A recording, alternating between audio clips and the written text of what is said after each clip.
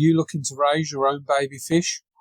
Whether you're a seasoned aquarist or just starting out, setting up the perfect nursery tank is crucial for their survival. In this video, we'll walk you through everything you need to know to create a safe and healthy environment for your little fry. First, you'll need the right tank. A smaller tank, 5 to 10 gallons, is ideal for a nursery tank. It's easier to manage and keeps the fry and food close together, obviously dependent on species. Make sure it's a new tank or thoroughly cleaned one. Clean with just water, never use soap or chemicals because these can harm baby fish. And many soaps or chemicals are toxic, especially to fish, even more so with sensitive baby fish. Next, fit a heater. A small heater that helps you maintain the temperature of between 78 and 80 degrees Fahrenheit, obviously dependent on species. This is around 26 roughly degrees Celsius. When considering a filter, a sponge filter is probably ideal for a nursery tank, simply because it doesn't have a strong intake that could suck up tiny fish. A sponge filter gives you gentle filtration as well, providing enough surface for beneficial bacteria to grow, which helps keep the water clean. For our substrate, we're using a thin layer of sand. And the reason I'm only using the thin layer is because I don't want food particles building up and getting trapped in the substrate. So literally just a thin layer of sand. This is a bit wet actually, but once the water's in, we'll sort of spread it round a bit. So I'm using actual clay pit sand. So this is it's probably already washed. You can swill it out, but I'm just putting a very thin layer of sand, aquarium sand, clay pit sand. The reason we use clay pit sand is because it's safe for children and therefore it's safe for aquariums as well. And all I'm doing, I'm literally just putting down a very thin layer, a few grains thick. And this will sort of level out a bit better once we've got some water in. Next up, and thinking about decor. Anything you put in, you want to be smooth, you want to provide some security, so you want them to feel safe. I've just put some terracotta flower pots in here for now. I might take these out. And then a smooth pebble or a few smooth pebbles, you could create a little pile. What you're looking to give is a bit of security where the fish feel safe and comfortable and not threatened, or somewhere they can retreat into if they feel threatened. You may be wondering why I mentioned smooth surfaces with regards to the decor. And the reason being is you need to have a think about how the fish or the baby fish will interact with their environment. Baby fish by nature are very skittish and protective, and they'll run for cover. If they accidentally bump into a piece of decor that's sharp or abrasive, they're more likely to do themselves an injury. Hence me mentioning a smooth surface or a smooth decor. Next, we're going to talk about plants, and because this is a fry tank, what I'm looking to do is I'm looking to make catching those fish easy. So everything I'm putting in there, I want to easily be able to remove, so I can get a net in and catch the fish out to sell them, move them on, give them to friends, whatever you do with that.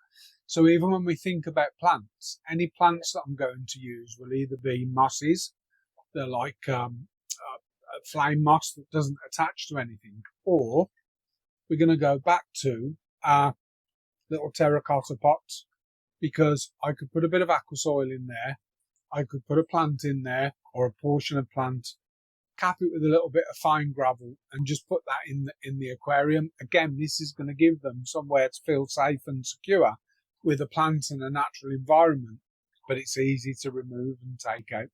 Now's the time to fill the tank up. So make sure you use dechlorinated water. The key thing I'm going to mention here is make the water match the parameters of where the fish are coming from. So in my case, I can't use tap water. My tap water is quite alkaline, and the fish that I'm breeding like slightly acidic water.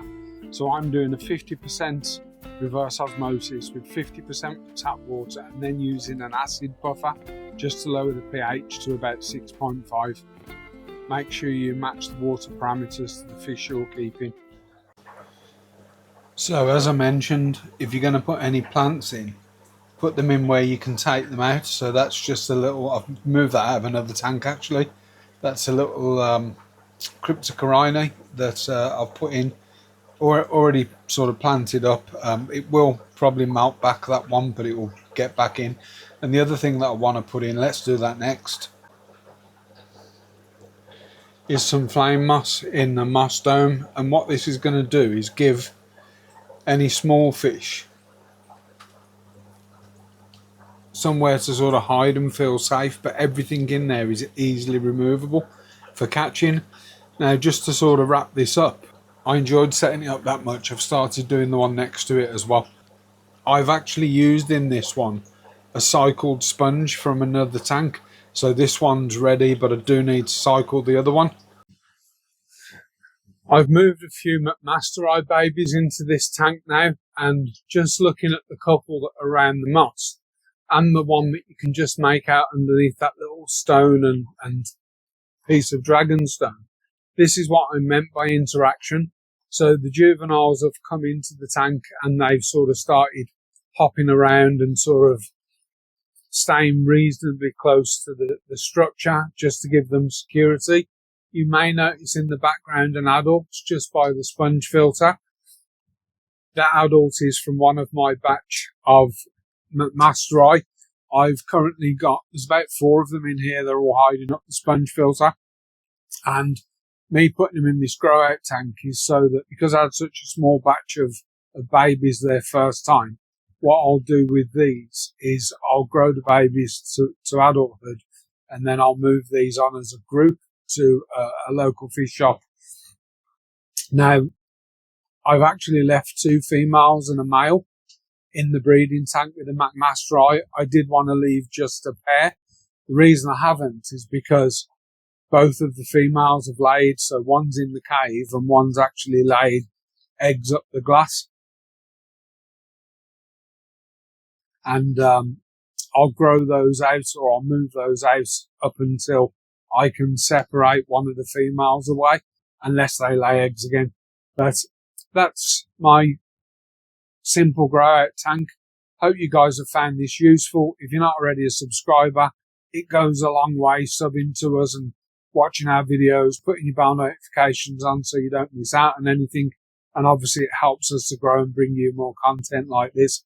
But until next time, everyone, thanks for watching. Take care. Bye bye.